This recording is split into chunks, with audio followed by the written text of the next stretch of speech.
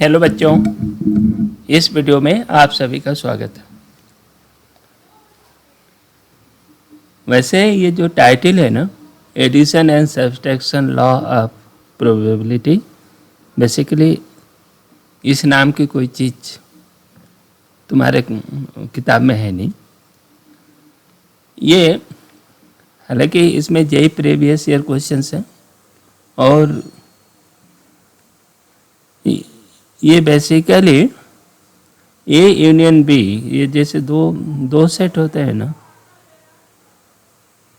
ए union B, ए और B, ठीक है ना।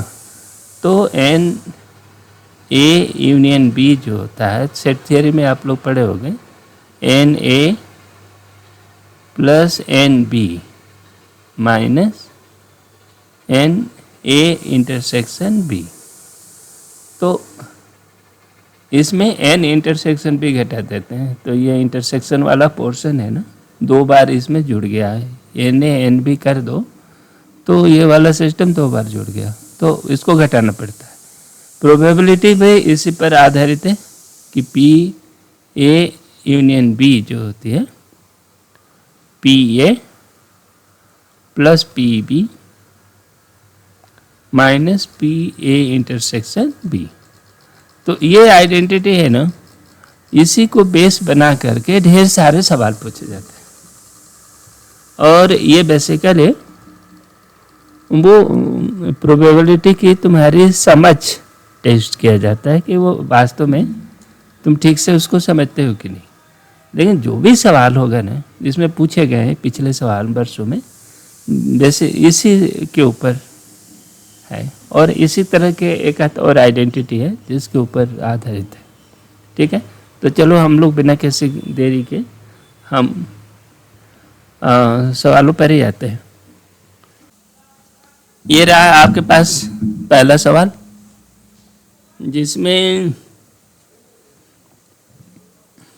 ये 3 सेट के ऊपर बात कर रहा है, ठीक है ना। और इसमें कुछ दिए हैं, देखो ए है सेट ए, सेट बी दिया हुआ और सेट सी दिया हुआ है, ठीक है ना। और इसमें वैसे तो ये जो आइडेंटिटी बनती है 3 सेट के यूनियन की, जैसे ये यूनियन चाहिए और ये जो है ये बीटा इसको दिया है, तो हमें बीटा की वैल्यू पूछ रहा है अल्फा के टर्म में, तो वो हम लोग देखेंगे। लेकिन यहाँ पर 2 चीज़ें चाहिए। हमारी आइडेंटिटी बेसिकली ये है P A union B union C. इसकी आइडेंटिटी से आप परिचित हो गए, वो क्या है, P A P B plus P C, ठीक है, माइनस दो का P A intersection B plus P B intersection C plus P A intersection C, ठीक है ना, ये बना। और इसमें एक प्लस जोड़ देते हैं, P A intersection B intersection C, ठीक है। इसमें वैल्यू दिया है, लेकिन इसमें हमें ए इंटरसेक्शन बी चाहिए, लेकिन यहाँ दिया हुआ है ए यूनियन बी, तो इंटरसेक्शन कैसे निकाल पाओगे, ये पी ए पी बी दिया हुआ है। तो आप ये जानते हो कि पी ए यूनियन बी जो होता है P A P B minus P A intersection B, ये होता है ना।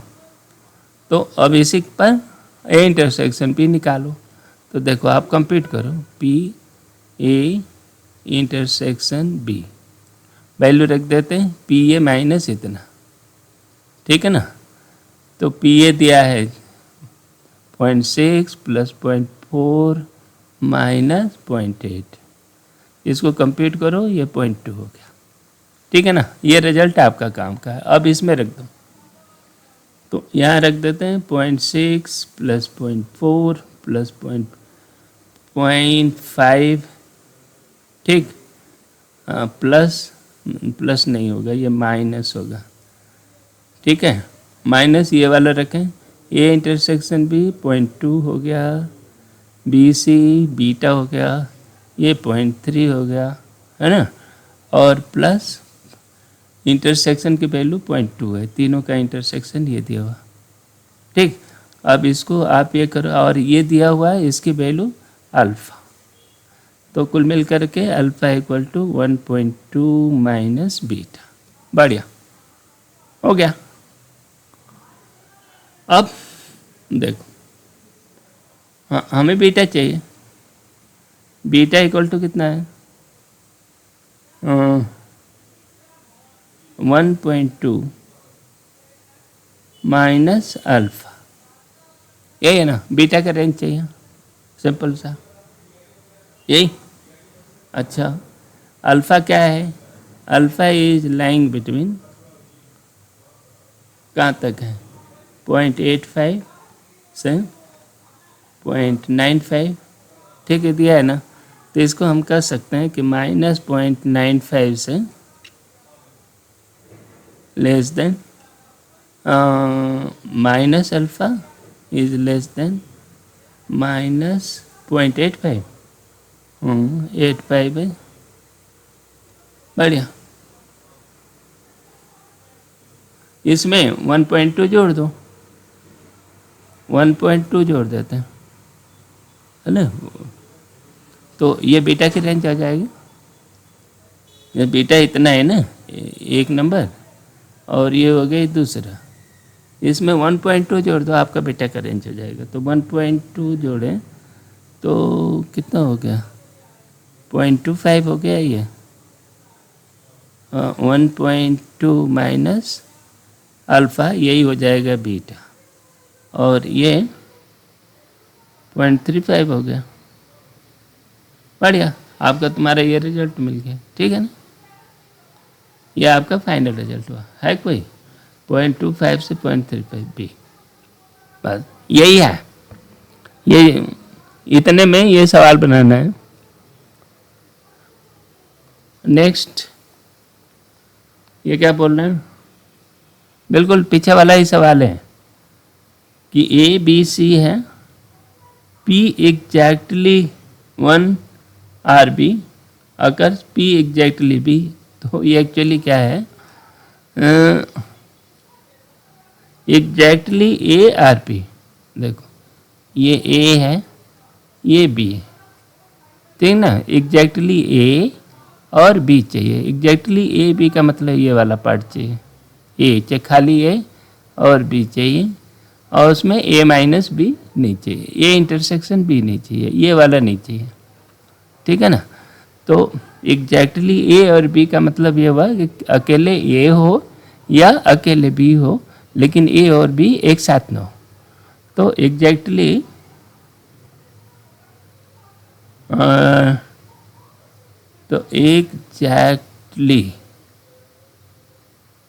ए और बी, ये पूछ रहे ना।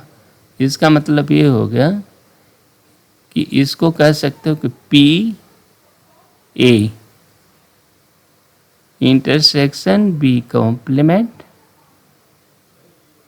Plus P B intersection A complement. बस ये इतनी की बात है।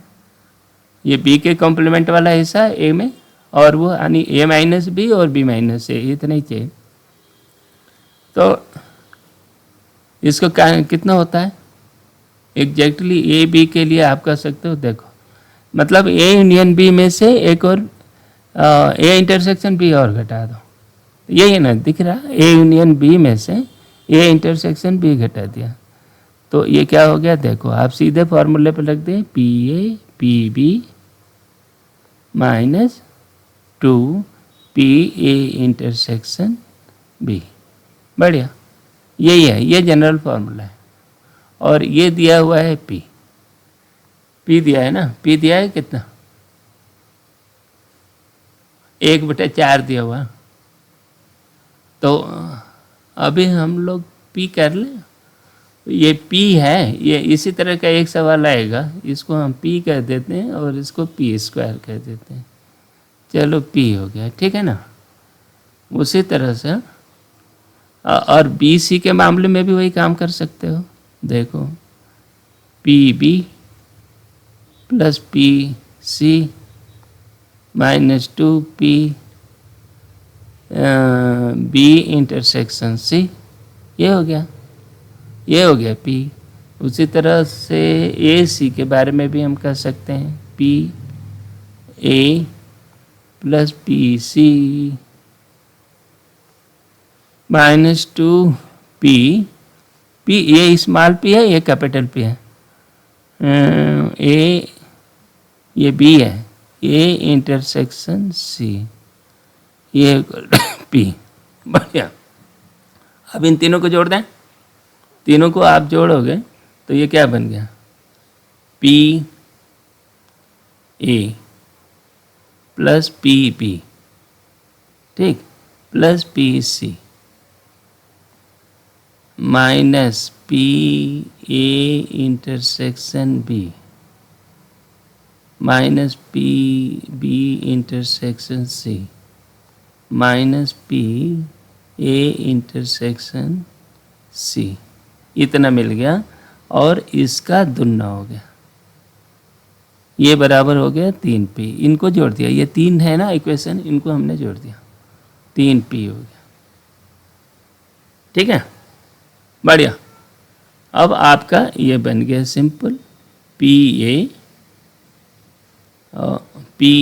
प्लस PB प्लस PC, ये हो गया, minus PA intersection B plus PB intersection C। तो PA इंटरसेक्शन C, ये इतना हो गया और ये हो गया 3/2P। बढ़िया। यहाँ पर क्या कमी क्या है P यूनियन B बनाने में, तो ये इंटरसेक्शन जोड़ना है। तो देखो ये जो हो गया, इतने में आप PA intersection B intersection C इतना जोड़ो और उतना ही घटा दो। A intersection B intersection C हमने जोड़ दिया और घटा दिया, और ये हो गया 3P/2। तो ये हो गया, देखो इतना और ये मिलकर यूनियन बन गया, ठीक है। PA union B union C, इतना minus PA intersection B intersection C equal to P² 3P/2, और ये दिया है P²।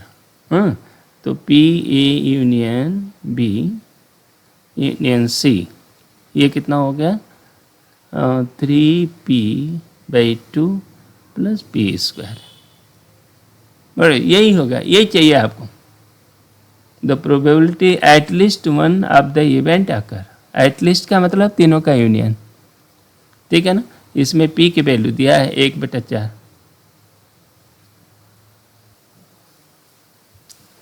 ठीक है। इसमें P की वैल्यू आप रख दो, तो 3/2, P की वैल्यू 1/4 दिया हुआ, ठीक है ना। P² 1/16 दिया, तो ये हो गया 6/16 प्लस 1/16, ये हो गया 7/16, 7/16 होगा ये, ठीक है। ये सवाल कई बार घूम फिर का आता है, कई बार इसको P की वैल्यू में आता है, तो सिंपल ये इतना, ये याद रखो, आगे आएगा कोई सवाल ऐसा। अब क्या है, ये कह रहे हैं PB इतना है, ये इतना है, ये इतना है, तो इतना। हाँ, ये जो आइडेंटिटी बनी है ना, एक ये जो सवाल है बेसिकली एक दूसरे सवाल पर, दूसरी आइडेंटिटी पर आधारित है। वो ये है कि कोई भी, देखो P A equal to P A intersection B plus P A intersection B complement. ये इतना होता है। ऐसा क्या है तो देखो, ये एक सेट ए है, ठीक है ना, और एक बी जो है इसको इंटरसेक्ट करता है। तो ये अब देख रहे हैं ना, इसके ए को दो टुकड़ों में इन्होंने बांट दिया। ये वाला पार्ट ए इंटरसेक्शन बी है, ये वाला पार्ट क्या है, ए इंटरसेक्शन बी कॉम्प्लीमेंट है, और दोनों डिसजॉइंट है, ठीक है ना। ये जो है ए इंटरसेक्शन बी कॉम्प्लीमेंट और ए इंटरसेक्शन बी दोनों ये डिसजॉइंट है, नहीं एक दूसरे में मिलेगा नहीं, कॉमन नहीं है, तो इसलिए दो डिसजॉइंट सेक्टर में इन्होंने बांट दिया। तो इस आइडेंटिटी का बहुत उपयोग है, विशेष रूप से तब कि इसके दो टुकड़े जो होते हैं ना, दो सबसेट, वो एक दूसरे को इंटरसेक्ट नहीं करते, ठीक है ना। अब इसी पर देखो, ये हमें चाहिए बी इंटरसेक्शन सी, ठीक है ना, बी इंटरसेक्शन सी चाहिए, बिल्कुल इसी लाइन पर जाना है। तो बी ए की जगह पर आप बी इंटरसेक्शन सी कर दोगे, और एक इसमें एक तीसरा सेट ए आ गया है, ए और ए कॉम्प्लीमेंट दे रखा है, देख रहे हो ना बी। तो अब एक काम ये करते हैं, हमारे इसी लॉजिक पर हम जाएंगे। तो यहाँ पर क्या है, ए का काम कर रहा है, बी इंटरसेक्शन सी कर दो, और बढ़िया ए और बी भी चाहिए था ना, तो हाँ पी और ए के बी का काम कर रहा है ए। ये अब यहाँ यह एक आइडेंटिटी बनाते हैं, पी बी इंटरसेक्शन सी, ठीक। ये कितना हो जाएगा देखो, इसमें ए का कॉम्प्लीमेंट, तो पी बी सी इंटरसेक्शन, ये तो ओरिजिनल सेट है, और इसका ए का कॉम्प्लीमेंट लगा दो इतना, और फिर दूसरा होगा पी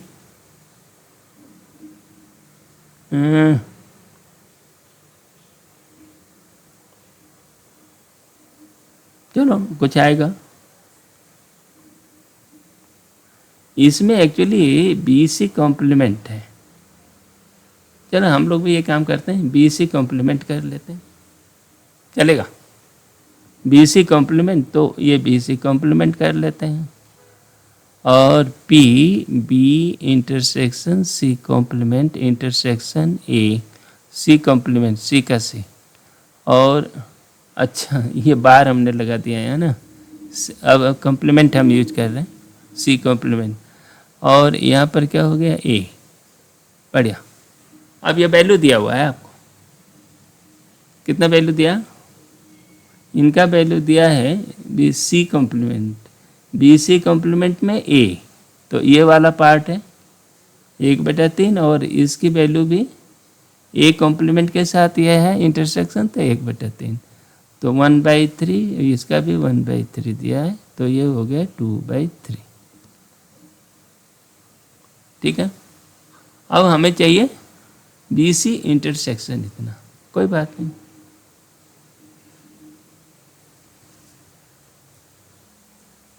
गुड, हम लोग इतना पहुंच गए, ठीक है ना।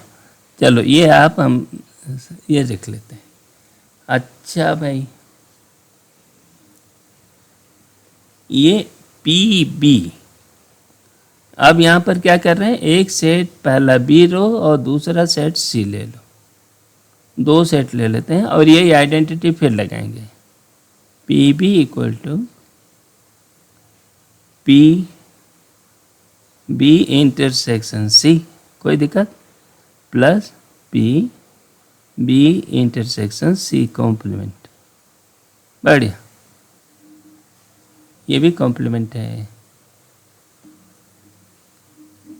ठीक है ना। कॉम्प्लीमेंट के लिए कई बार ये बार यूज करते हैं, और या उसमें सी यूज कर देते हैं, तो हमने कॉम्प्लीमेंट के लिए सी यूज किया है, तो बाकी हर जगह वही समझना। तो पी भी इतना हो गया, बढ़िया। तो देखो आपको ये दिया हुआ है, हम लोग निकाल लिए। पी भी दिया है 3/4 यहाँ दिया है, ठीक, यहाँ दे रखा है। और P B C, B intersection C यहाँ दिया है ना। और ये हम लोगों ने निकाला 2/3 पहले वाले में, ठीक है, बस निकल गया। पी बी इंटरसेक्शन सी, ये कितना हो गया 3/4 - 2/3, तो ये हो गया 12 और 9 - 8, तो 1/12, ठीक है। ये उत्तर 1/12 पहले ही है, ठीक है। ये बस कॉम्बिनेशन परमुटेशन का एक तरह का है व्यवस्था, लेकिन असली चीज़ ये आइडेंटिटी ये दूसरी है ना। ये एडवांस में इस तरह के सवाल बहुत पूछते हैं, आजकल मेन में भी उधार लेते जा रहे हैं। तो आप ये समझ लो ये अच्छा है, इसको अपने तरह का है, कई जगह इसका उपयोग होगा। नेक्स्ट, हाँ भाई, ये क्या बोल रहे हैं, E and F R the events such that P is less then P F. होने दो, इसका क्या करना। और P E intersection F is non zero, है ना। इसका मतलब ये क्या कह रहे हैं, एक ई है और एक एफ है, ठीक है ना, और ये इंटरसेक्शन नॉन जीरो है। P E intersection F is non zero, मतलब कुछ ना कुछ है। तो वन इज नॉट करेक्ट, क्या करेक्ट नहीं है ये देखो, occurrence of P implies occurrence of F, ऐसा क्या मतलब है, इसका मतलब क्या होता है, ये सेंटेंस का मतलब क्या है। इसका सेंटेंस क्या होगा कि यदि ई अकर कर रहा है तो एफ भी अकर होगा, ये स्थिति तभी बनती है ना। ई इम्प्लाइज एफ, है ना, ई इम्प्लाइज अकरेंस है, occurrence of E implies occurrence of F. इसका मतलब ये हुआ कि E is subset of F. तो कुल मिलकर के ये सिचुएशन होना चाहिए, ये ई रहे और ये एफ रहे, तब हम कह सकते हैं कि ई यदि हो रही है तो एफ भी होगा, ठीक है ना। लेकिन उल्टा नहीं, क्योंकि एफ बड़ा है ना, तो ए का होना और ये ऐसा अकरेंस का मतलब ये होता है। तो यहाँ पर इंटरसेक्शन नॉन जीरो का मतलब नहीं है कि ई एफ का सबसेट है ना। Occurrence of implies occurrence of, ये भी गलत कहीं से आप इंफॉर्मेशन नहीं निकाल पा रहे हो। Occurrence of imply E, occurrence of F implies E, F E का सबसेट है, ये भी कहीं बात नहीं बन रही है। Non occurrence of E, non occurrence of F, कोई मतलब नहीं है ना। E complement implies F complement, मतलब ई कॉम्प्लीमेंट एफ का, एफ कॉम्प्लीमेंट का सबसेट है, ये भी कहीं पता नहीं लगता है, नथिंग है ना, इसे कुछ नहीं मिलता। अच्छा, इसका वजह है, उदाहरण देखते हैं। जैसे मान लो ये एक इवेंट है ए, ये पासा रोल होता है, उसका ले लो 2 और 3 ले लिया, ठीक है ना, ये लिया। और बी हमने ले लिया 3 4 5 6, ये ले लिया, ठीक है ना। तो ए इंटरसेक्शन बी यहाँ पर क्या दिख रहा है, A intersection B equal to 3, बढ़िया है ना। लेकिन यदि मान लो एक इवेंट आती है एसेट 2, ये इवेंट होती है, इसका मतलब क्या हुआ, ई अकर्स ए अकर्स, ए अकर्स, ठीक। ए एक घटित हो गई क्योंकि ए का एलिमेंट 2 आ गया, हो गया, but B doesn't occur, does not occurs, ठीक है ना। तो A intersection B greater than 0 का मतलब कभी नहीं होता कि ई अगर होगा तो बी जो है वो जरूर होगा, तो ऐसा नहीं है, ठीक है ना। तो ये चीज़ देखो, एक अपवाद मिल गया तो ये तीनों के तीनों गलत, और ये नन ऑफ एव, ठीक है। ये वैसे बहुत खतरनाक सवाल है, इसको ठीक से समझ कर रखो, ये फिर आ सकता है। नेक्स्ट, ये सवाल हम लोग पीछे लगा चुके हैं। ये जो दूसरा सवाल था ना, बिल्कुल वही सवाल है, उसमें 1/1/4 की जगह पर पी कर दिया है, ये पी स्क्वायर है। तो सही उत्तर क्या होगा इसका? ये होता था ना 3/2 पी प्लस पी स्क्वायर, ये हमारा उत्तर तो इतना ही आया था ना, वही है ये इसका ए, 3/2 पी स्क्वायर। अच्छा, यहाँ पर ये जो कि पी की वैल्यू दिया है हाफ, तो वैसे तो इस सवाल के उत्तर निकालने में इसका बहुत ज़्यादा रोल नहीं है, लेकिन ये चेक करने के लिए ये है कि ये वैल्यू एक से ज़्यादा ना हो जाए।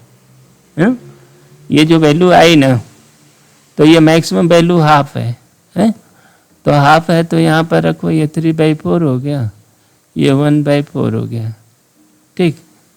तो ये इसकी वैल्यू 1 रही, 1 है, लिमिट के अंदर है, बढ़िया चलेगा। तो ये मैक्सिमम वैल्यू इसकी 1 हो सकती है, ठीक है ना। तो ये जो है ये लिमिट के अंदर है। नेक्स्ट चलो,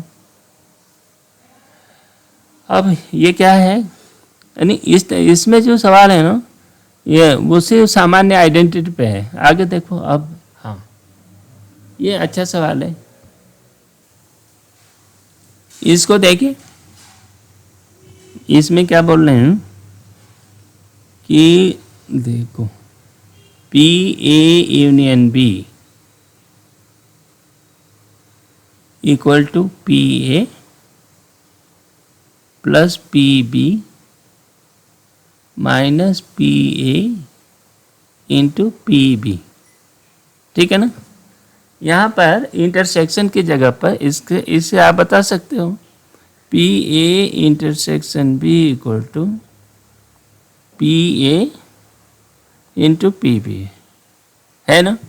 मतलब क्या हुआ कि P A and B are independent events, ठीक है ना। ये इंडिपेंडेंट हो गई बस। अच्छा, ये साथ ही साथ ये एक क्राइटेरिया दिया है कि ये नॉन जीरो है। क्या है? ये पी बी और पी ए नॉन जीरो है और 0 और 1 के बीच में है, ठीक है। इतनी बात दे रखा। तो अब ये देखो, तो इंडिपेंडेंट इवेंट की जो प्रॉपर्टी होती है P B by A equal to P B, ठीक। P A by B P A होती है ना, होगी, क्योंकि ये गुणा के रूप में है तो उसे भाग दोगे तो ये पी ए पी बी ऐसा होती है। तो यहाँ पर देखो, ये बिल्कुल गलत है, ये नहीं चलेगा। A complement minus B complement, इसके बारे में आप कहाँ से उठा लाओगे? हाँ, ये यूनियन, हाँ ये जो सी वाला सब देखो, ये पी ए बाई बी ये भी गलत है ना। पी ए बाई बी, क्योंकि ये पी ए होगा, है ना, और ये कितना होगा, इसकी वैल्यू पी बी होगी। इंडिपेंडेंट इवेंट में ये होते हैं P A complement minus B complement, ये क्या है देखो, P A complement minus B complement, ये ना, ये डॉट का मतलब कॉम्प्लीमेंट्री लो, तो P A intersection A complement intersection B complement का कॉम्प्लीमेंट, ये है तुम्हारा सवाल। इसका मतलब ये क्या हो गया, पी ए कॉम्प्लीमेंट, और ये कॉम्प्लीमेंट का कॉम्प्लीमेंट वो खुद सेट ही हो जाएगा बी, बढ़िया। और ये इंडिपेंडेंट है तो ये हो जाएगा P A complement into P B, ये इतना होना चाहिए, जबकि ये नहीं दिया, इन्होंने ये बता दिया P A complement minus B complement, तो ये भी गलत। ठीक है, ये सी सही है। सी क्या है? सी सही का मतलब नहीं है, अभी चेक करते हैं कि ए यूनियन बी का जो कॉम्प्लीमेंट होता है डी मॉर्गन थ्योरम से, A complement intersection B complement होगा। ठीक है ना? तो इसका मतलब होता है कि पी ए यूनियन बी का कॉम्प्लीमेंट, ये कितना होगा? P A complement intersection B complement, इतना बना। और तो पी ए कॉम्प्लीमेंट हो गया, ये इंडिपेंडेंट इवेंट है। पी बी कॉम्प्लीमेंट है। ये इंडिपेंडेंट इवेंट के बारे में एक वीडियो हमने बना कर रखा है, उसमें देखो ये सब चीज़ें डिस्कस हुई है। तो यहाँ से सीधे हम उपाय लिए, ये सही हो गया। तो इसलिए ऑप्शन सी करेक्ट है।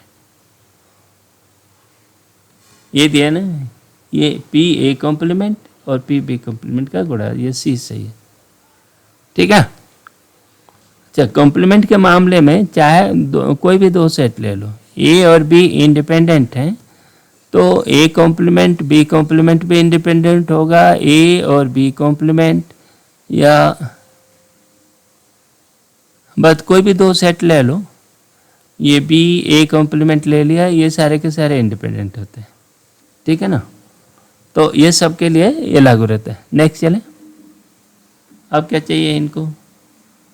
The probability of the list one of the event A and B occurs is A and B, at least A, at least आ गया ना, तो ये यूनियन है। तो ये बोल रहे हैं पी ए यूनियन बी दिया है, ये 0.6। चलो ठीक है। ए and be occur simultaneously with probability इतना, साइमल्टेनियस मतलब ए इंटरसेक्शन बी जो दिया है 0.2 है। अब क्या पूछ रहा है? पी ए कॉम्प्लीमेंट और बी कॉम्प्लीमेंट चाहिए, कर जोड़, कोई बात नहीं।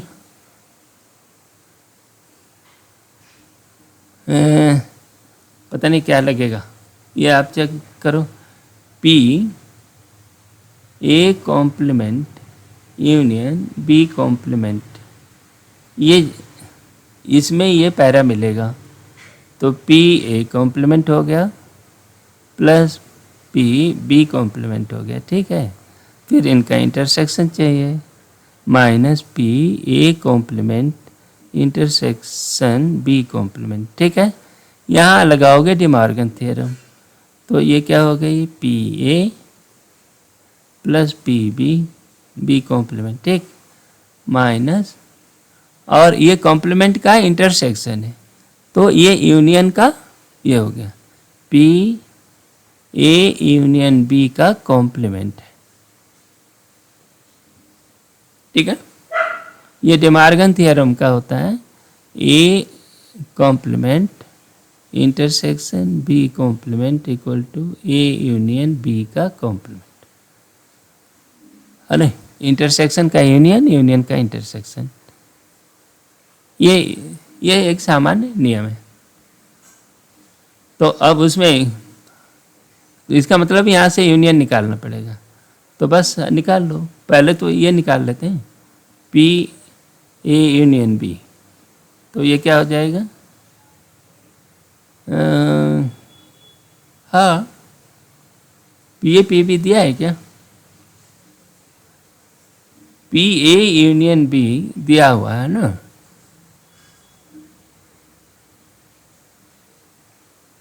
तो ये दिया तो है, ए यूनियन बी दिया है, कोई चिंता की बात है नहीं, खत्म हो गया।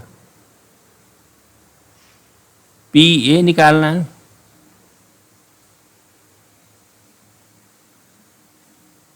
यहाँ लगेगा ना, यहाँ तुम्हारा लगेगा इंटरसेक्शन यूनियन, तो ये क्या हो गया?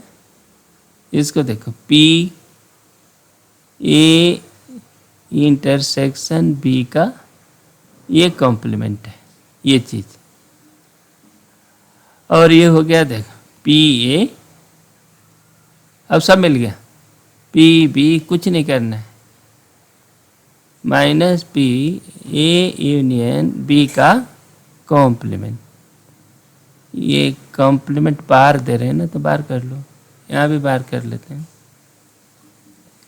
ठीक है, अब ए इंटरसेक्शन बी दिया हुआ है, तो 1 माइनस इतना, तो इसकी वैल्यू 0.8 हो गया, है ना। ए इंटरसेक्शन बी का कॉम्प्लीमेंट 1 माइनस 0.2, और ये निकालना ही है, P A bar plus P B bar, ये आपको निकालना है, और माइनस यूनियन दिया है 0.6, तो ये हो गया 0.4। क्यों, यूनियन का कॉम्प्लीमेंट, तो इसका 1 माइनस कर दो, तो इतना बस हो गया, और ये हो गया 1.2 equal to P A complement plus P B complement हो गया। तो आपका सही उत्तर ये हो गया। बढ़िया, ऐसे ऐसे निकालते हैं, जुगाड़ का काम है। नेक्स्ट आगे देखो, 2 इवेंट्स ए बी है प्रोबेबिलिटी इतनी एंड इतनी, the probability that both A and B occurs simultaneously is इतना। ठीक है ना। Then probability that neither A nor B, हाँ नीदर ए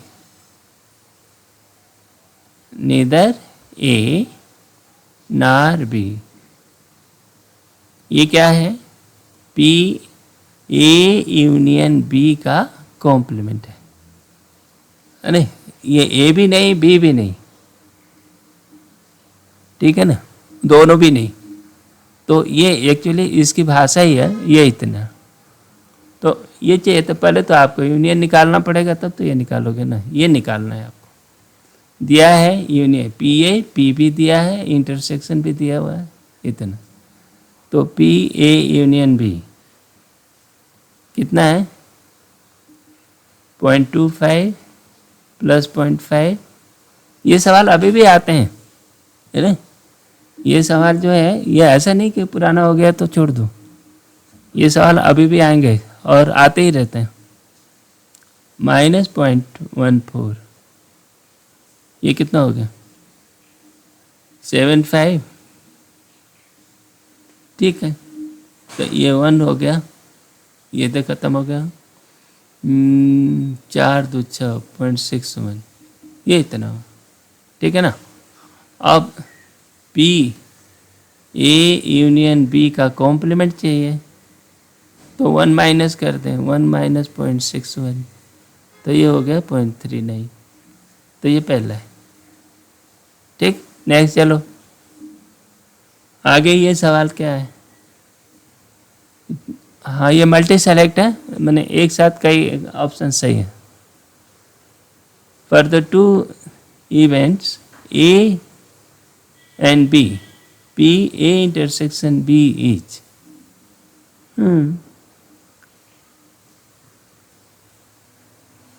ओ, ये एक्चुअली क्या है तुम्हारा, ये जो सवाल है पी ए यूनियन बी, ये जो आइडेंटिटी है ना उसी पर आधारित है, तो ये पी ए हो गया प्लस पी बी हो गया minus P A intersection B, ये है ना।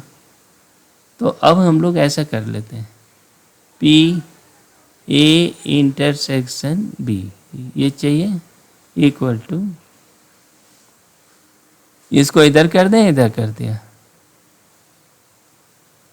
ए बनेगा ना, पक्षांतर कर दिया, P A plus P B minus P A union B, good, ये इतना बने, ये आपका आइडेंटिटी, इसी पे सारे ऑप्शन हैं। तो ये पहला, ये जो सी वाला आइटम देखो, पी ए माइनस ये, सी तो बिल्कुल सही है, सी वाला तो सही है, क्योंकि मल्टी सेलेक्ट है, तो आपके दूसरे ऑप्शन पर भी ध्यान देने पड़ेंगे। अब देखो पी ए यूनियन बी की जो वैल्यू होगी ना, ये लाइंग बिटवीन 1 से 0, क्योंकि प्रोबेबिलिटी है, तो इसके मैक्सिमम वैल्यू होगी और मिनिमम वैल्यू होगी। तो देखो max P A intersection B, ये कितना होगा मैक्स, मैक्स वैल्यू करना है, मतलब इसका मैक्सिमम। तो ये हो गया P A plus P B, ठीक है ना। और इसमें क्या है, ए यूनियन बी का जो ज़्यादा से ज़्यादा मैक्सिमम घटा दो, 1 घटा दो, यानी ये मिनिमम घटाओ तब तो मैक्स बनेगा ना। मैक्स 0 घटा दिया तो P A plus P B, ठीक है ना। ये क्या बोल रहा है, पी ए पी बी इसके मैक्सिमम वैल्यू होगी किसका, इंटरसेक्शन बी के। तो पी ए भी इस चीज़ से तो छोटा ही होगा ना, तो ये नॉट ग्रेटर देन इतना, ये भी सही हो गया। बी देखो कि ये नॉट ग्रेटर देन इतना, तो ये क्या है कि P A intersection B is always less than और equal to P A plus P B. बढ़िया, लेस देन रहेगा, इससे बड़ा नहीं होगा, तो इसीलिए नॉट ग्रेटर देन इतना कर दिया। अच्छा भाई, अब इसकी मिन वैल्यू कितनी होगी, मिन देख लेते हैं।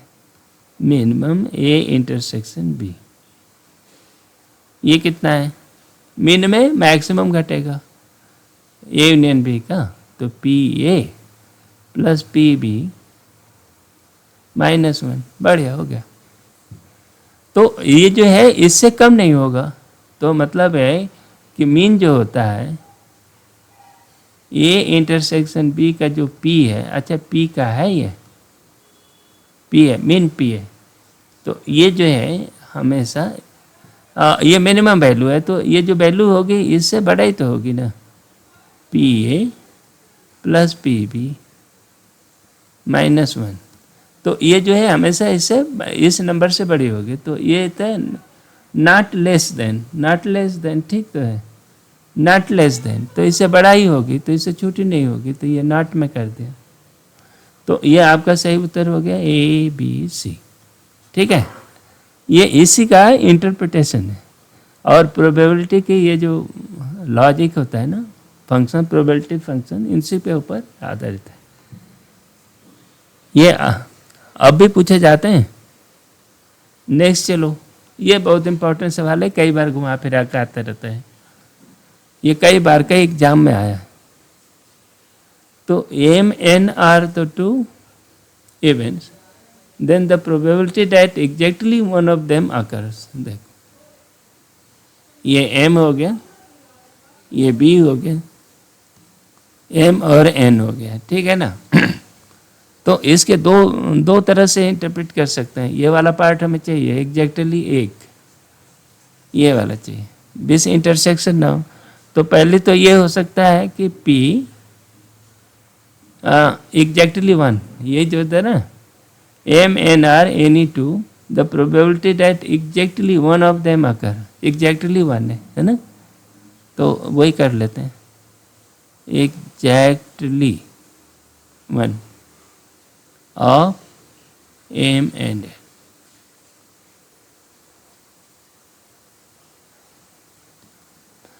ठीक है, ये क्या होगा, तो ये पहला तो ये सिंपल है, वो क्या है कि ए यूनियन बी में ये इंटरसेक्शन घटा दो, तो P M plus P N है, और ये इंटरसेक्शन 2 बार घटेगा, एक तो यूनियन में घटता है, तो ये क्या है, M union N minus M intersection N, और इसकी प्रोबेबिलिटी निकालनी है। तो एक तो इसकी वजह से घटता है और एक इसकी वजह से घट जाएगा, तो 2 हो गया, -2m इंटरसेक्शन n, और ये जो है p हो गया। बढ़िया, तो एक तो ये हो गया एग्जैक्टली 1 का, ये पहला तो बहुत सिंपल है, वो तो सीधा फॉर्मूला ही है ना। और ये कॉम्प्लीमेंट के टर्म में जब ये बात करेंगे,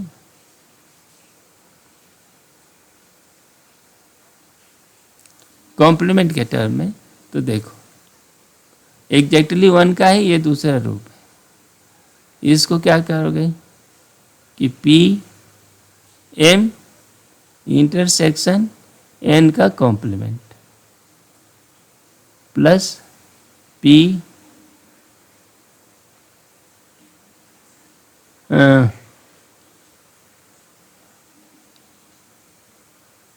एम का कॉम्प्लीमेंट इंटरसेक्शन एन।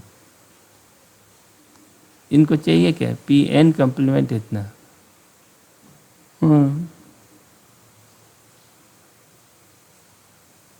इससे नहीं निकल रहा, इसमें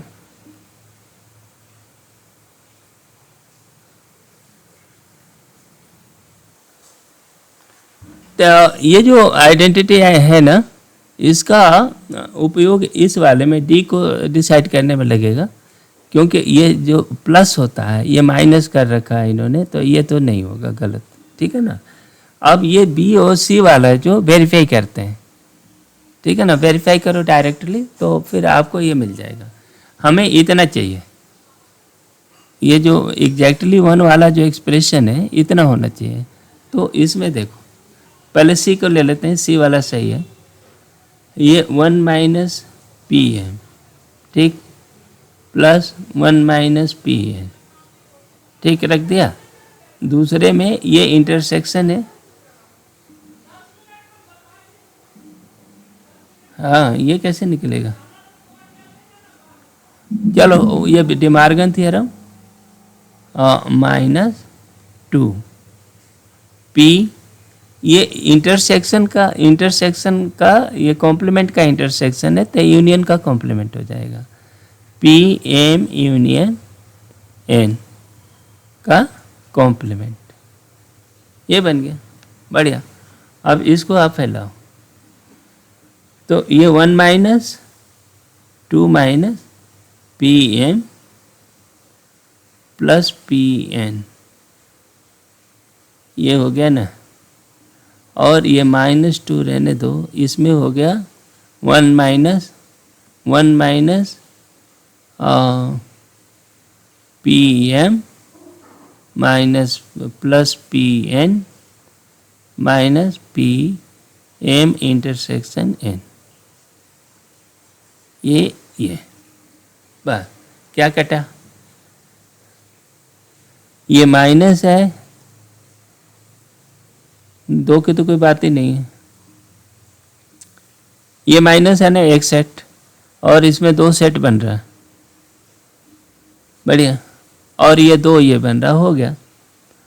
तो अब ये देखो, 2 से 2 उड़ गया, ये 2 से ये 2 खत्म हो गया, ये 1, अब ये बन गया, देखो P N plus P N -2 P M intersection N, ये बन गया, बढ़िया, ये वही। तो ये सी सही है, इसको वैसे ही वेरीफाई करो, ये यूनियन है ना, इनको इंटरसेक्शन बनाना है, यूनियन है, इसको भी वैसे ही कर सकते हैं, P M minus P N, हमने लाया क्या, नहीं बनाना, ये तो होगा नहीं, ये और इन दोनों में से कोई एक ही सही होगा, क्योंकि ये हमारा जो था यूनियन का कॉम्प्लीमेंट था ना, ये यहाँ से, तो यहाँ 1 भी तो चाहिए, तो इसमें आप ये कर लो,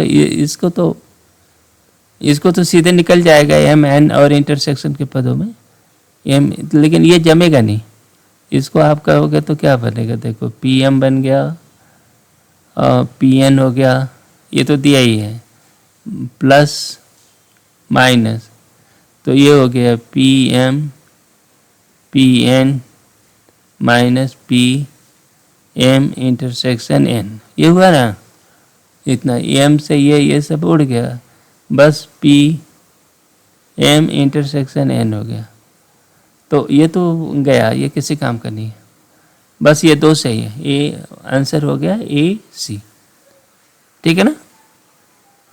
ये नेक्स्ट चले,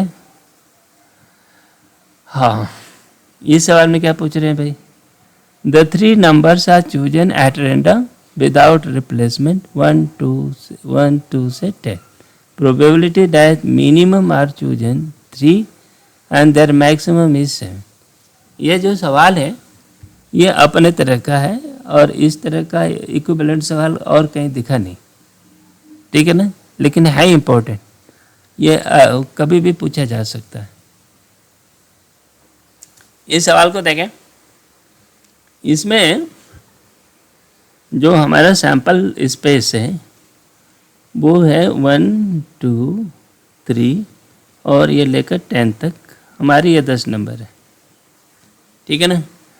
तो इसमें ये प्रोबेबिलिटी पर सीधे जाऊँ, तो minimum choose an number, 3 number हमें सेलेक्ट करना है। कितने? 3। और इसमें पूछ रहे हैं कि minimum of the chosen number is 3 और मैक्सिमम इज 7। ठीक है भाई, तो आर है तो दोनों को अलग अलग चूज करते हैं। पहले एक काम करो, मिनिमम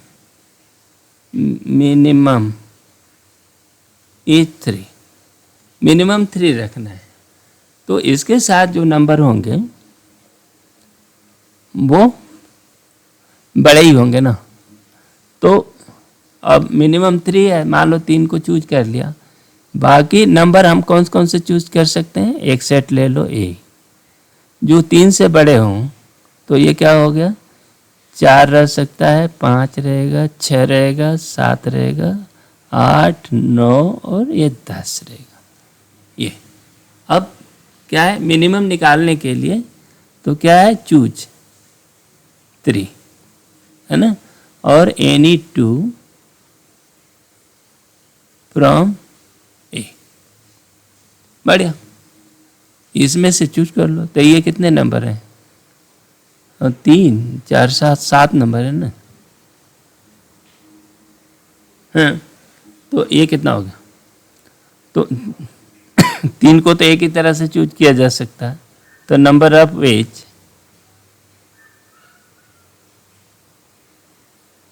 ये कितना हो गया?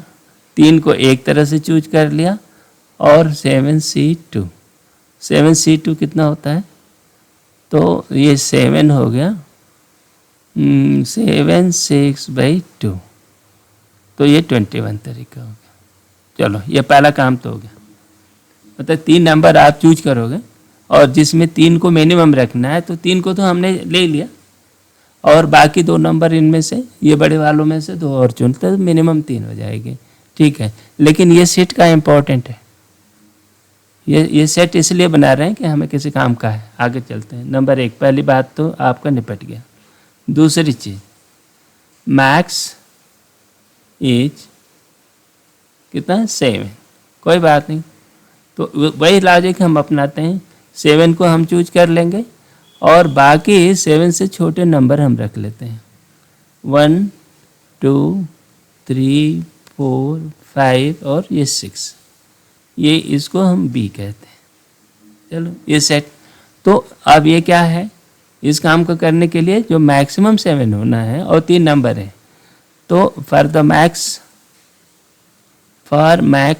7 है ना, choose 7 first, 7 and any 2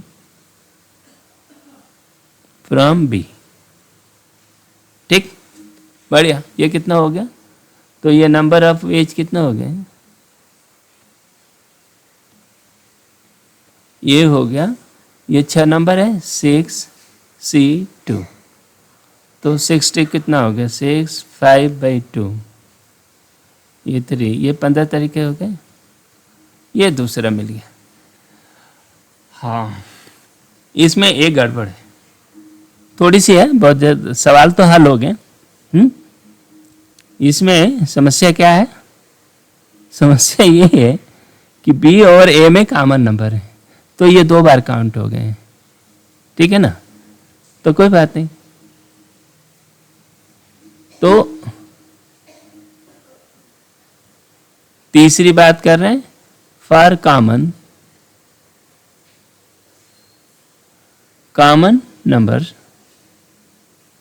number sets. क्या है भाई इसमें? तो अब ए इंटरसेक्शन भी, तो इसमें क्या है, 3 भी ले लो, चूज 3 एंड 7। 2 नंबर तो हम 3 और 7 को ले ही ले रहे हैं, और बाकी जो इंटरसेक्शन बच गया वो क्या है? ए इंटरसेक्शन भी। And any one from A intersection B से ले लो। तो ये कितना होगा, ए इंटरसेक्शन बी कितना है, ये 4 5 6 है, ये 4 5 6, बस 4 5 6 यही ना। और तो बढ़िया, ये इसमें से कोई नंबर है तो ये कितना है, नंबर ऑफ वेज क्या हो गए, वेज इक्वल टू 3। तो टोटल हमारे लिए काम कितना हो गया, ये देखो इतना निपट गया है ना। तो टोटल नंबर ऑफ वेज हमारे पास क्या हो गया, 3 तो डबल काउंट हो गए है ना। तो ये हो गया 15 + 21 - 3। तो ये कितना हो गया, 12। तो ये 13 हो गया, कितना 13 और ये 33 तरीका हो गया,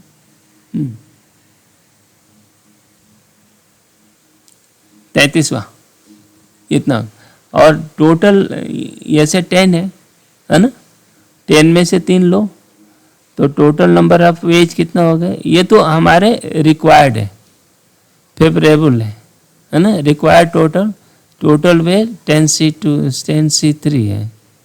तो 10C3 कितना हो गया, तो ये हो गया 10 9 8/6, 1 फैक्टोरियल 3 6 हो गया, ठीक है ना। तो इससे हमने ले लिया 3 और इससे ले लिया 2, तो ये हो गया 4 और ये हो गया कट गया, तो ये हो गया 120। बढ़िया। तो P कितना हो गया, हमारी रिक्वायर्ड प्रोबेबिलिटी कितनी हो गई, 33/120। तो 3 से कटा दो तो 11/40। बढ़िया, ये हो गया। तो इसकी कितनी हो गई, 11/40। यही हुआ। ये जो सवाल है ना, ये बहुत ही इम्पोर्टेंट सवाल है और ये इस तरह के सवाल देखने को मिलता नहीं है। ये अचानक जब कोई पूछेगा ना तो अचानक ये सवाल आएगा, ठीक है। इससे मिलते जुलते दूसरे सवाल हैं लेकिन एग्जैक्टली इस तरह का और इस लॉजिक पे सवाल नहीं दिखा। नेक्स्ट चलो आगे। हाँ, इनको देखिए कि A union B equal to इतना, if only if P A P B के बारे में बात करो, ठीक है ना। तो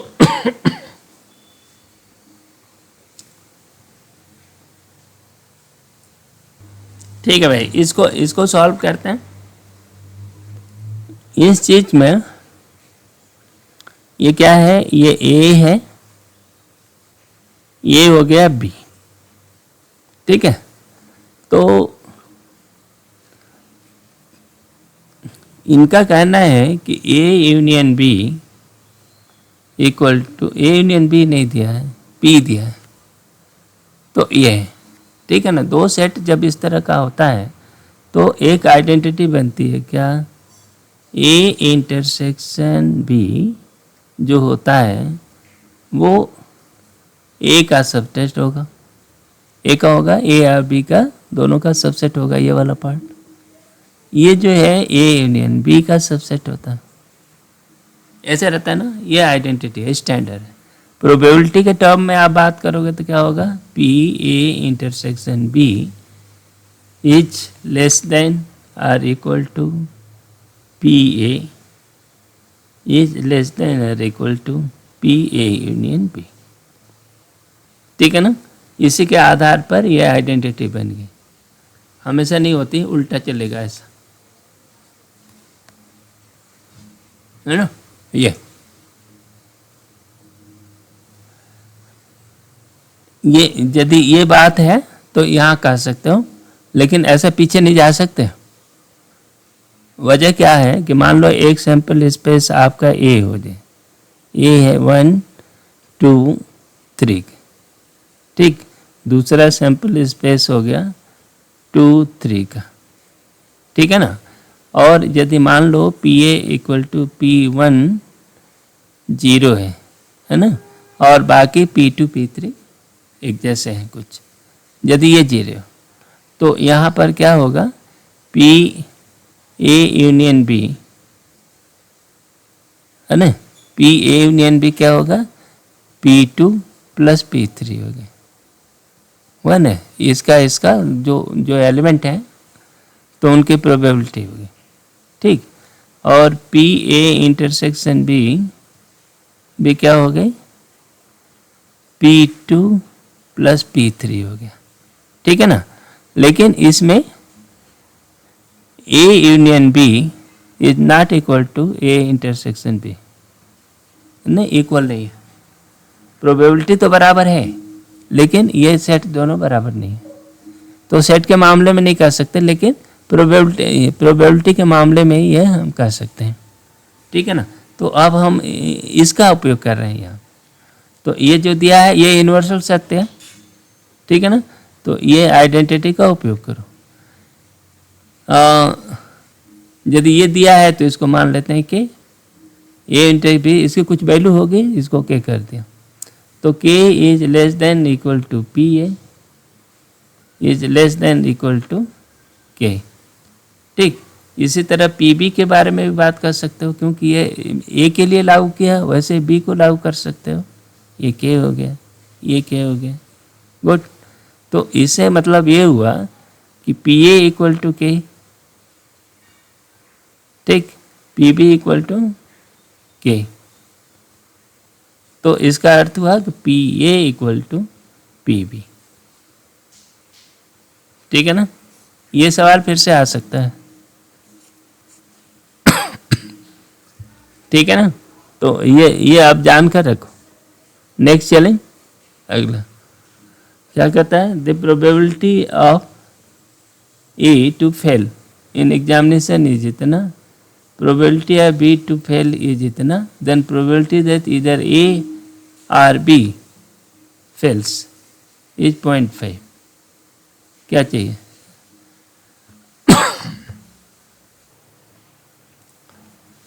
ये सवाल में ना ये ट्रू एंड फॉल्स का सवाल है, ये ट्रू फॉल्स इसको बताना है, ठीक है ना। अब ये करें ए फेल हो सकता है, उसकी परसेंट इतना प्रोबेबिलिटी है और बी के फेल होने के लिए इतना है, तो ए और बी के, ए अथवा बी के फेल होने की प्रोबेबिलिटी बताओ।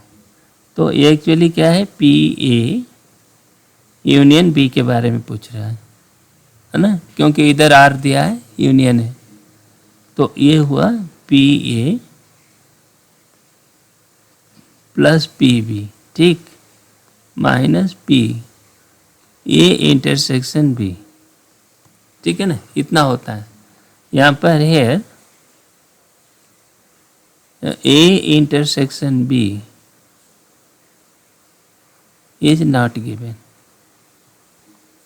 है ना, नॉट गिवन, तो we can't say anything, can't say anything, ठीक है ना। इसका मतलब है इन जनरल है ना, स्टेटमेंट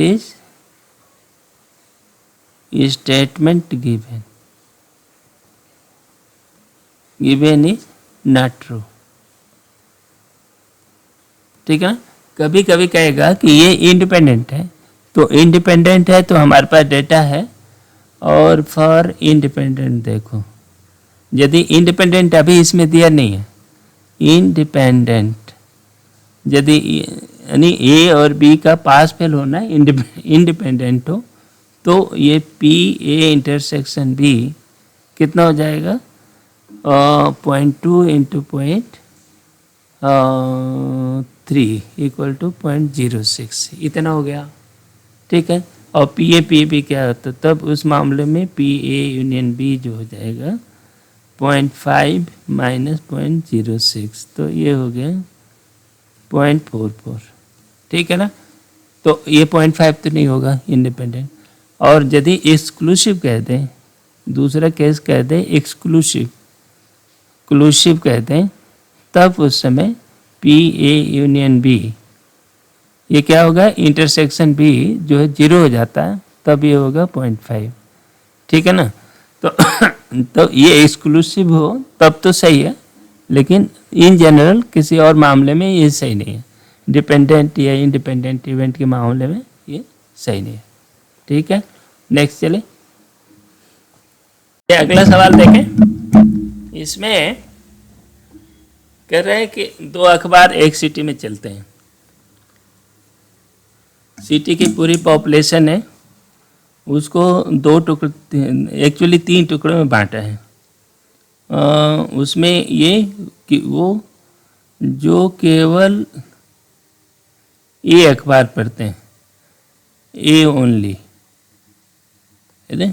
ऐसे लोग जो ए इंटरसेक्शन बी, ए और बी दोनों को पढ़ते हैं। ऐसे लोग भी हैं जो केवल अकेले बी पढ़ते हैं, बी ओनली। और चौथे वो लोग हैं जिनमें जो कोई अखबार नहीं, नो न्यूज़पेपर। इनका ब्रेकअप दिया हुआ। जो दोनों अखबार पढ़ते हैं, ये बोल रहा है ना, जो दोनों अखबार पढ़ते हैं वो 8%, ये 8%, ये पूरी पॉपुलेशन है 8%। ठीक है, चलो 8% ही कर देते हैं। जो केवल अकेले और ए पढ़ते हैं वो 25%, टोटल ए, तो ये भी उसी के साथ एक साथ जुड़ेगा ना, तो ये 17% हो गया है ना। ए और ए इंटरसेक्शन बी मिल करके, तो ये दोनों मिल करके 25% होना चाहिए। अगला ये 20% है बी, तो ये 12% हो गया। इतना, ये 0, बस हो गया। इतने लोग अखबार पढ़ते हैं। आगे ये बोल रहा है कि जो it is known that 30% of those who read A but not B look into advertisement। तो ये लोग जो है ना, ऐड देखने वाले लोग क्या हैं, इसके है जो केवल ए ओनली पढ़ते हैं, माने बी में नहीं है, तो ए ओनली ये, तो ये लोग जो है 30% ये वो पढ़ते हैं, ऐड देखते हैं। और ये जो बात कर रहा है, जो ए और बी करते हैं, वो 40%। ये नहीं, क्या बोल रहा है, who reads A but not B into admit है 40%। ठीक है, बोल। It is also no 30% of who read A but not B, तो ये तो हो गया 30%, look into it, and 40% who read B but not A, तो ये 40% है। जो दोनों पढ़ते हैं वो 50% है। बस अब सवाल ये है सवाल जो है वो ये कि कितने % लोग ऐड देखते हैं, ये चाहिए ना। What is percentage of population the reads advertisement, add देखने वाले लोग कितने हैं। तो इसको हम लोग थोड़ा सा बदल लें, ये 17/100 कर दो, इसका 8/100 कर लेते हैं, प्रोबेबिलिटी हो गई, इसकी 12/100 हो गया। ठीक है ना। इसका 30%, मतलब ये हो गया 30/100, इसका 50/100 हो गया, इसका कितना हो गया 40/100 हो गया। ठीक, अब इस रूप में करो। अच्छा अब इन सब का इंटरसेक्शन कंट्रीब्यूशन कितना होगा ऐड पढ़ने में, तो ये कंट्रीब्यूशन हो गया, मतलब वो एक्चुअली ये टोटल प्रोबेबिलिटी थियरम है एक्चुअली, और ये तो 0 ही है। जब देखा न्यूज ही नहीं पढ़ते तो ये लोग 0 ही है। ठीक है, तो ऐड तो देखते ही नहीं होंगे। ये देख टोटल ये इंटरसेक्शन बी, इसमें जो चाहिए कि ऐड भी देखते हैं और अखबार भी पढ़ते हैं, तो इनका कंट्रीब्यूशन जो परसेंटेज हो गया पूरी पॉपुलेशन का, इसको बोलते हैं EI इंटरसेक्शन ऐड। ये ऐड बने, ये ऐड वाला ये कंट्रीब्यूशन है। ठीक, लोग जो ऐड का ए का कंट्रीब्यूशन क्या है, तो इन दोनों का गुणा हो जाएगा ना, 7751, 510 भाई 1, 10 पर 4 शून्य, कोई बात नहीं, नीचे वाले से कोई फर्क पड़ता नहीं। ये कितना हो गया, ये हो गया 400 बटा 10,000। इसका कंट्रीब्यूशन इनका गुणा कर रहे हैं, 5 चौक 48, 480 भाई 10,000। अब इन सबको जोड़ देते हैं,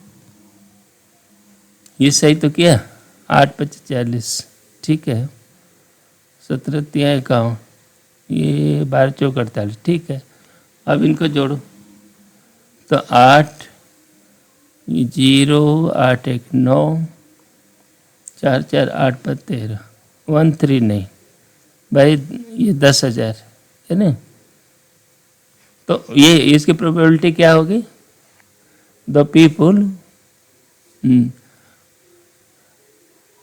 P8 वो क्या है 139/1000, ये तो ये प्रोबेबिलिटी हो गई 139। बस ये इतनी चाहिए, ये टोटल प्रोबेबिलिटी थ्योरम है। तो ये अलग अलग क्या है, एक्सक्लूसिव इवेंट्स है इनके, और उसमें सबका अलग अलग कंट्रीब्यूशन, इसका इंटरसेक्शन निकाला और सबको जोड़ दिया, बस ये टोटल है। तो ऐड देखने वाले लोगों का परसेंटेज इतना होगा। परसेंटेज क्या है, इस प्रोबेबिलिटी ये होगी। हाँ ठीक है, यही सही है। नेक्स्ट चले, ये सवाल जो है ना 83 में पूछा था, तो 83 में ये जिस तरह का सवाल पूछा जा रहा है, आज भी सवाल लगभग हर एग्जाम में ये इसी तरह के सवाल पूछा जाता है। ये देख, ये कहते हैं ए की प्रोबेबिलिटी, बी की प्रोबेबिलिटी, सी की प्रोबेबिलिटी। ये दिया ए बी का मतलब A intersection B, A B मैंने ए इंटरसेक्शन बी, पहले ऐसे लिखते थे, अब गणित की भाषा बदल गई है, अब इंटरसेक्शन के टर्म में करने लगे। तो ये इंटरसेक्शन है, ये ए सी का इंटरसेक्शन है, और ए बी सी तीनों का इंटरसेक्शन इतना हो गया, ठीक है। अब ये कह रहा है कि यूनियन इतना है, तो बी सी देखो यहाँ बी सी मिसिंग है, तो वो पूछ रहा है बी सी कितना है, बी सी का रेंज क्या है। तो बिल्कुल वही सवाल है, देखो P A union B union C,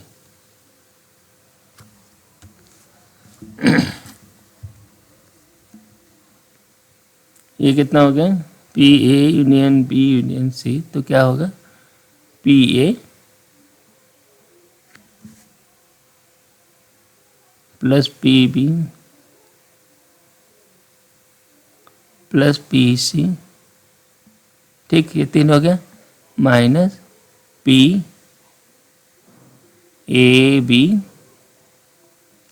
minus P B C minus P A C, ठीक है, plus P A B C, intersection ऐसा। अब इनकी वैल्यू रख लेते हैं। इसकी वैल्यू क्या होगी, पी ए 0.3 0.4 0.8, ठीक, minus A B 0.08, B A C 0.28, नहीं, अब मिसिंग क्या है B C, plus P B C, ये मिसिंग है इतने, तो प्लस ए बी सी दिया हुआ है 0.0 नहीं, ठीक है, बढ़िया। अब इनको जोड़ते हैं, कितना बन रहा है, 4 3 7 8 7 15, 15 हुआ ना। अब इनको जोड़ें तो कितना बन गया, 7 8 7 15, तो ये 1.5 और ये 0.9 और हो गया, माइनस इनको जोड़ो 36 माइनस 0.36 हो गया है, माइनस पी बी सी, ये हुआ। अब इनको घटा लेते हैं तो ये हो गया 3 2 1.23 माइनस पी बी सी। ठीक, बढ़िया। अब पी बी सी हमें निकालना है, पी बी सी, ठीक, equal to 1.23 minus P A union B union C. Good, इतना है। अब ये कह रहा है कि अब इनका मैक्सिमम वैल्यू कितना होगा। मैक्स देखो, मैक्स पी बी सी, क्योंकि ये जो यूनियन की वैल्यू होगी ये 0 से लेते हैं, 0 होगी, P A union B union C वो 0 से बड़ी होगी। ठीक, P A union B union C इतना होता है। और इसकी और ये जो है 0.75 से बड़ा है, तो मतलब ये लोअर लिमिट दिया है। लोअर लिमिट क्या हो गई, 0.75 दे दिया। और इसकी मैक्सिमम लिमिट एक से तो कोई भी प्रोबेबिलिटी बड़ी होती नहीं है। तो ये आपका ये पहले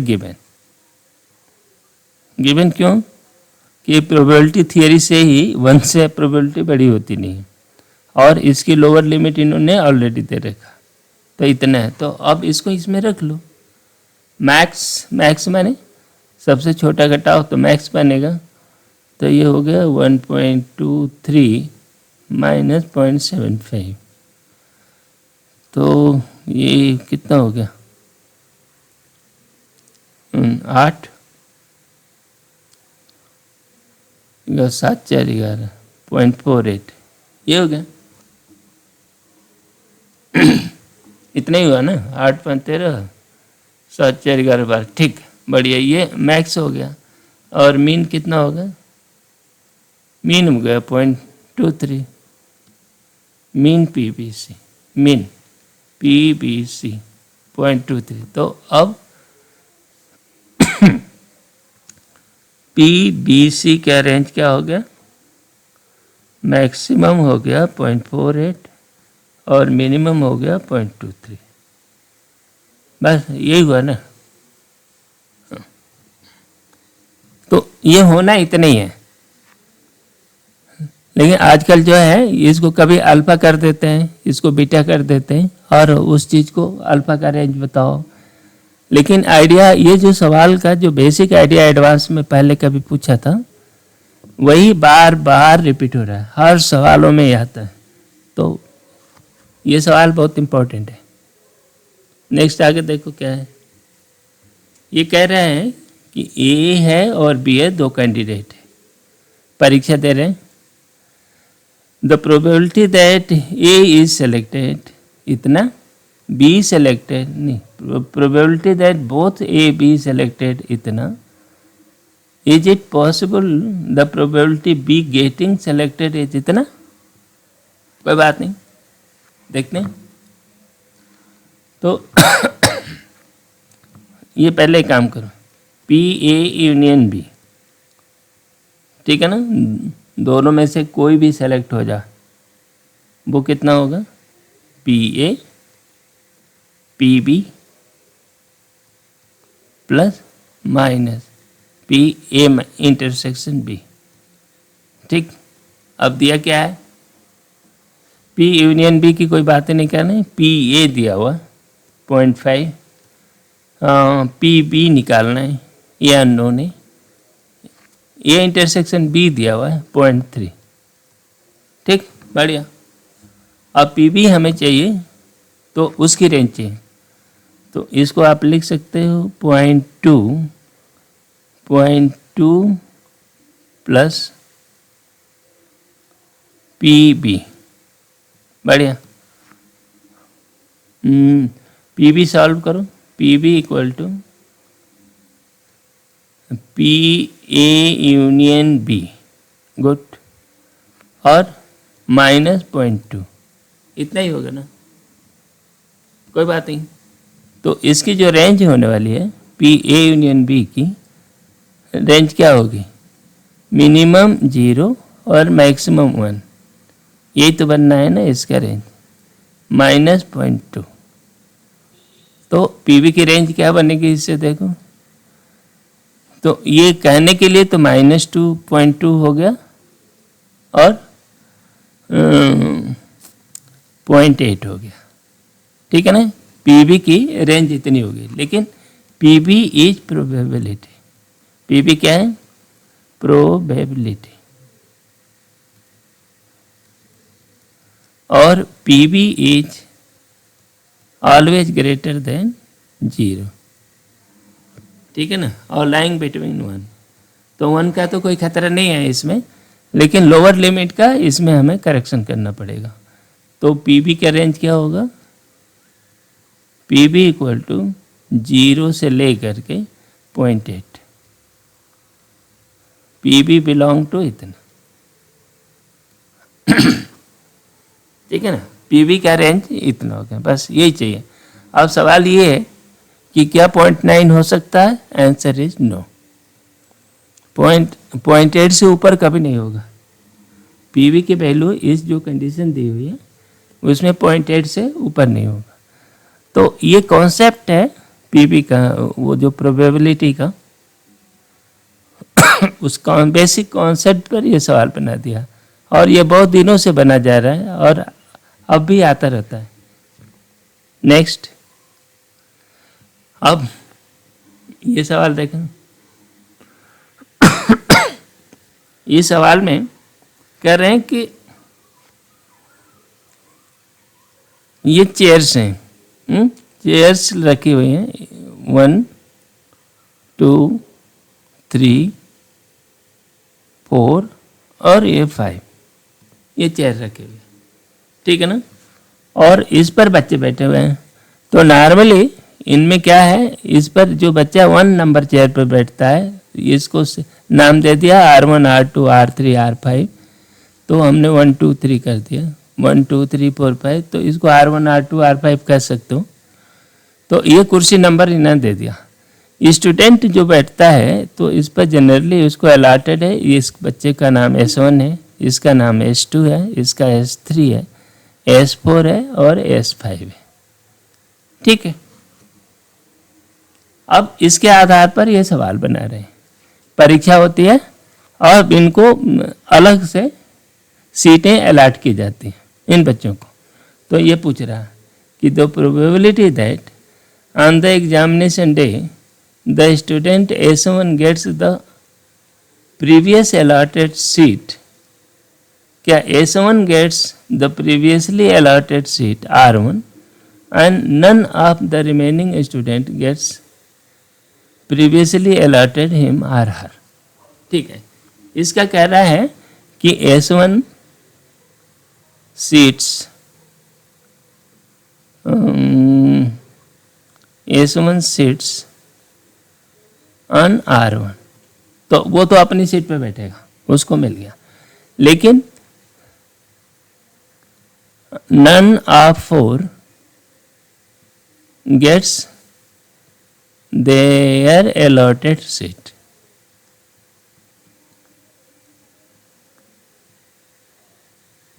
ठीक है ना। तो ये बिल्कुल वही सवाल है कि चार एड्रेस लिफाफे हैं और उनके 4 लेटर हैं, कोई भी लेटर उसके सही लिफाफे में न पड़े, तो ये 4 हैं। तो ये बेसिकली ये क्या होगा, S1 जो अपनी सीट पर बैठेगा, तो इस बात की प्रोबेबिलिटी देखो 5 सीट है, 5 में S1 को 1 ऑक्युपाई होगा, S1 को तो 5 मिल सकता था ना, 5 सीटों में से कोई भी मिल सकती थी। तो इसलिए कि S1 will PS1 will get seat 1, ठीक, इक्वल टू 1/5, ठीक है, and none of 4 get their seat. तो इस बात को S1 तो हो गया, अब 4 सीटें हैं, है ना। तो अब ये कितना है कि कोई नहीं आया है, उसको सिद्ध करते नंबर ऑफ वेज। अब बात करो नंबर ऑफ वेज, इस चीज़ को डिरेंजमेंट कहते हैं। वो 4 स्टूडेंट हैं, D4 की वैल्यू 9 होती है, लेकिन आप ये देखो ये factorial 4 1 minus 1 by factorial 1 by 1 by factorial 2 plus minus 1 by factorial 3 plus 1 by factorial 4। ठीक, देखो 1 1 वो ख़त्म हो गया। अब 2 3 इतना ही है, फैक्टोरियल 4 तो देख फैक्टोरियल 4 24 होता है, तो 24 बाई 2 12 हो गया। ये 6 होता है, तो 6 का मतलब 4, और ये हो गया 1, तो ये 9 हो गया। ठीक, तो और टोटल 24 4 लोग 4 सीटों पर कितने तरह से बैठ सकते हैं? टोटल वे वो 4 लोग हैं, टोटल वेज फैक्टोरियल 4 मतलब 24। तो अब आप इनका क्या बन गया देखो, तो P S1 on R1 and none on their seat। ठीक है, देयर सीट। तो ये कितना हो गया 1/5 गुणित 9/24। ठीक है ना, 9/120। तो इसमें 3 निकल जाएगा, 3/40 हो गया। तो ये सही उत्तर ये हो गया, पहला का उत्तर हो गया 3/40 ए। ठीक, अब आगे दूसरी बात पूछ रहा है।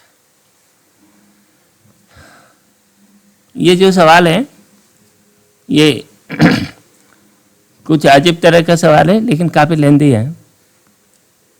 ये पूछ रहा है कि for 1 2 3 4 TI denote the event that the student SI and SI plus 1 do not sit adjacent to each other, है ना। जैसे S1 और S2 जो है आपस में एक साथ ना बैठे, तो उसको हम T1 बोलते हैं। T1 T2 2 और 3 एक साथ ना बैठे। T3 का मतलब 3 और 4 एक साथ ना बैठे, बस ये कहना चाहते हैं। अदर आंधी, अब the probability of the event कि T1 intersection T2 T2 T3, मतलब कहने का मतलब है कि S1 कोई भी स्टूडेंट अपने बगल वाले के साथ न बैठे, बस इस बात की प्रोबेबिलिटी बताओ क्या होना है। जैसे इनका कहना क्या है कि आप उन अरेंजमेंट को जोड़ो।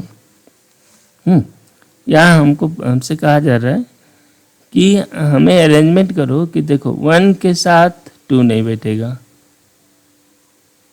ठीक, 2 के साथ 1 और 3 नहीं बैठेगा, 3 के साथ 4 और 3 के बगल में 2 और 4 नहीं बैठ सकते हैं, और 5 के साथ 5 किनारे पे है तो 4 नहीं बैठ सकता है। ये रिस्ट्रिक्शंस।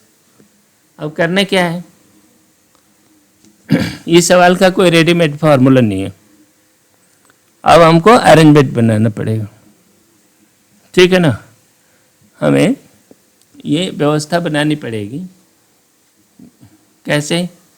पहली बात कि जैसे 1 नंबर सीट है ना, हमारे पास सीट क्या है R1 1 R2 R3 R4 R5। ठीक, ये 4 सीटें, ये सीटें हैं हमारी। तो पहला काम इसके लिए ये कैसे बना सकते हैं, पहले 1 नंबर सीट पर ना R1 पे पहले 1 नंबर का स्टूडेंट बैठा दो, फिर 2 नंबर का बैठाओ, 3 नंबर का बैठाओ, 4 का बैठाओ, 5 का बैठाओ।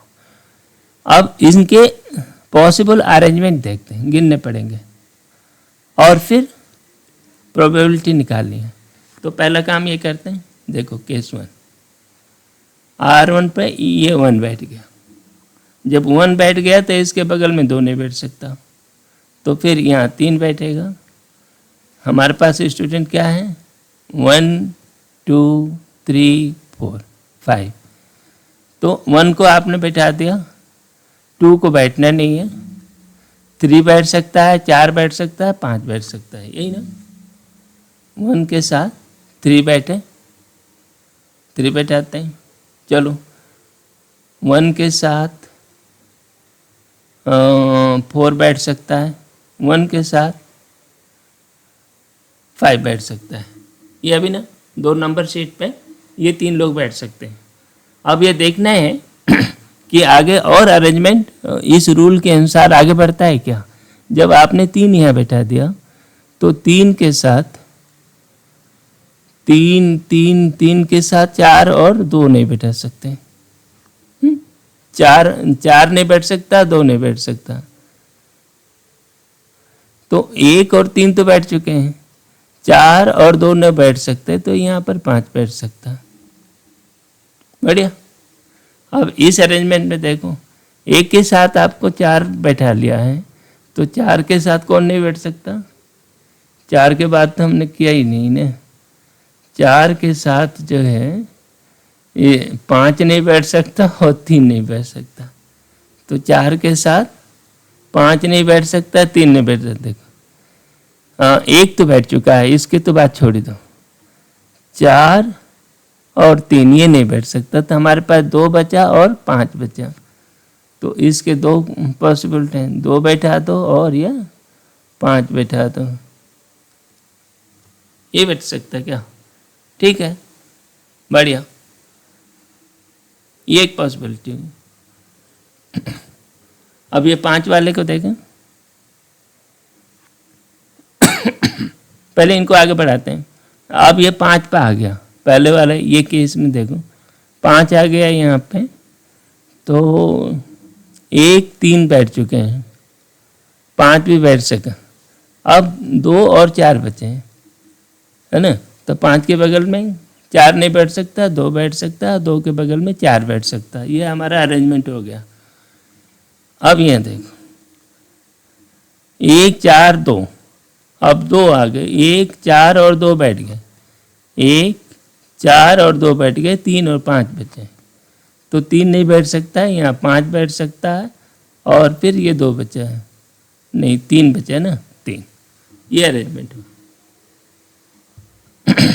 अब ये 4 बैठ गया, यहाँ 5 बैठ गया, 5 के बगल में कौन कौन नहीं बैठ सकता, 3 और 4 नहीं बैठ सकता। 1 ऑलरेडी बैठ चुका है, 1 बैठ चुका है, 4 बैठ चुका है, अब कौन बचा, 1 4 और ये 5, 3 तो बैठ गए ना, 1 4 और 5 बैठ गया। अब बचा क्या, 2 और 3 बचे। तो 5 के बगल में 3 बैठ सकता है क्या, 3 बैठ सकता, लेकिन यहाँ आ जाएगा 2 और 3 ये बैठ नहीं सकते, तो ये अलाउड नहीं है। तो ये दूसरा वाला नहीं, ये है। अब ये 5 लेकर देखते हैं,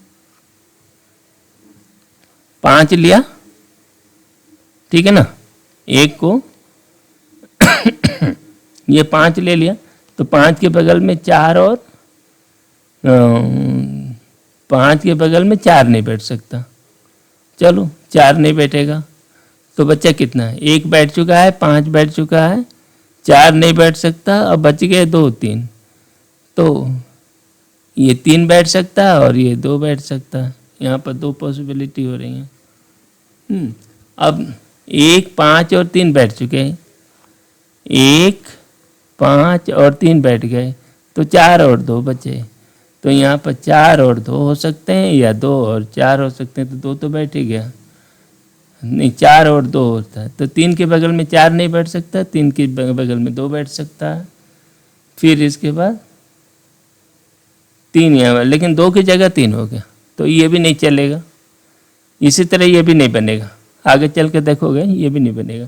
तो हमारे पास पहले वाले केस में ये एक अरेंजमेंट और एक अरेंजमेंट, ये तो S1 एट R1।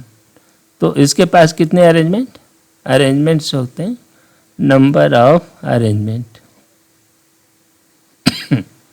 अरेंजमेंट्स जो बनी ये कितना हो गया, नंबर ऑफ अरेंजमेंट इज 2। ठीक है ना। देखो इसी लॉजिक के आधार पर हमने बोला नहीं ये लेंदी है, बनाना है ये बना, इसी लॉजिक पर आप बनाओ।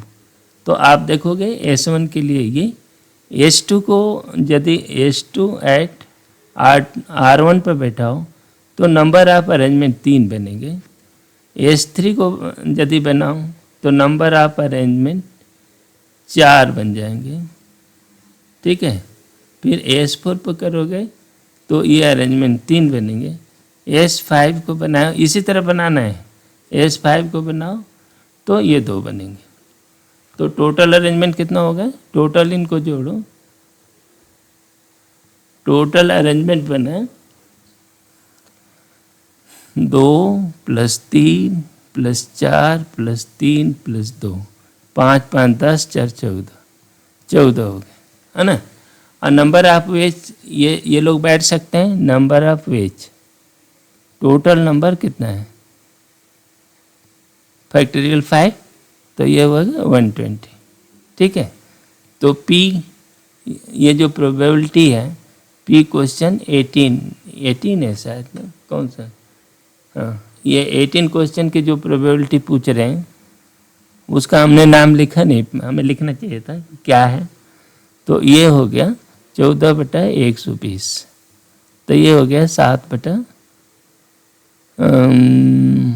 2 से डिवाइड किया 7/60, 7/60 ये बना। अब ये अरेंजमेंट क्या बनेगा, हम वैसे अरेंजमेंट लिख देते हैं, बना देते हैं, लेकिन आप कोशिश करो अपनी ओर से, ये लेकिन है लेंदी है। ये देखिए ये जो अरेंजमेंट है इतने अरेंजमेंट बनेंगे। ठीक है ना। अब चाहो तो ये सवाल को याद करके रखो, ये कभी पूछा जाएगा तो अब इस एग्ज़ाम में तो निकलेगा नहीं, ऐसे बनेगा तो बना पाओगे नहीं और निकलेगा नहीं। लेकिन हाँ ये सवाल को ज़रूर याद करके रखो कि इसमें 14 परमुटेशन बनेंगे कि कोई बगल वाला अपने आसपास के बगल वाले के साथ न बैठे। ठीक है। ये रहा इस वीडियो का अंतिम सवाल। प्रोबेबिलिटी से संबंधित अगले टॉपिक पर हम लोग अगले वीडियो में बात करेंगे। फिलहाल ये वीडियो समाप्त करते हैं, मिलते हैं अगले वीडियो में। Thank you very much.